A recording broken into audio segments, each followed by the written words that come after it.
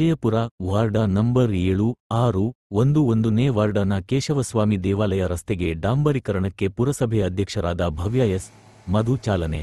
ವಿಜಯಪುರ ಪಟ್ಟಣದ ಕೋಟಿ ಬೀದಿ ರಸ್ತೆಗೆ ಡಾಂಬರೀಕರಣಕ್ಕೆ ಚಾಲನೆ ನೀಡಿ ಮಾತನಾಡಿ 15ನೇ ಹಣಕಾಸು ಯೋಜನೆಯ ಉಳಿಕೆ ಹಣದಲ್ಲಿ ಈ ರಸ್ತೆಗೆ ಸುಮಾರು 15 ಲಕ್ಷ ರೂಪಾಯಿ ವೆಚ್ಚದ ಡಾಂಬರೀಕರಣರ ಕಾಮಗಾರಿ ನಡೆಯುತ್ತಿದ್ದು ಇಂದು ಪರಿಶೀಲನೆ ನಡೆಸಿ ವಾರ್ಡ್ ಸದಸ್ಯರು ಮತ್ತು ಪುರಸಭಾ ಉಪಾಧ್ಯಕ್ಷರು ಹಾಜರಾತಿಯಲ್ಲಿ ಪರಿಶೀಲನೆ ನಡೆಸಲಾಯಿತು ಎಂದರು. ಇದೇ ಸಂದರ್ಭದಲ್ಲಿ ಪುರಸಭಾ ಮಾಜಿ ಉಪಾಧ್ಯಕ್ಷರು ಹಾಲಿ ಸದಸ್ಯರಾದ ಕೇಶವಪ್ಪ, ಪುರಸಭಾ ಉಪಾಧ್ಯಕ್ಷರಾದ ತಾಜುನ್ನಿಸ್ ಮೆಹಬೂಬಪಾಷ್, ಪುರಸಭಾ ಸದಸ್ಯರಾದ ಎಂ. ಸತೀಶ್ ಕುಮಾರ್, ರವಿ, ಶಿಲ್ಪಾ ಅಜಿತ್, ಜೆಡಿಎಸ್ ಮುಖಂಡ ಮೆಬುಪಾಷಾ, ಅನಂತ್ ಕುಮಾರ್, ಗುತ್ತಿಗೆದಾರರಾದ ನಟರಶೇಖರ್ ಹಾಜರಿದ್ದರು.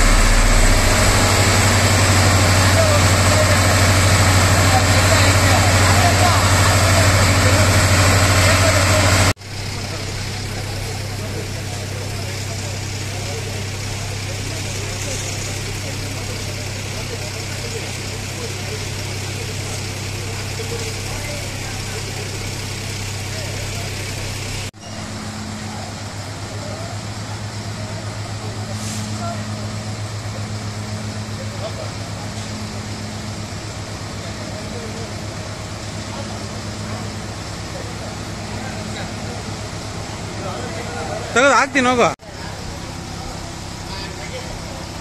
ನೀನ್ ನಗಿಬೇಕು, ನಾನು ನಗೋದಲ್ಲ.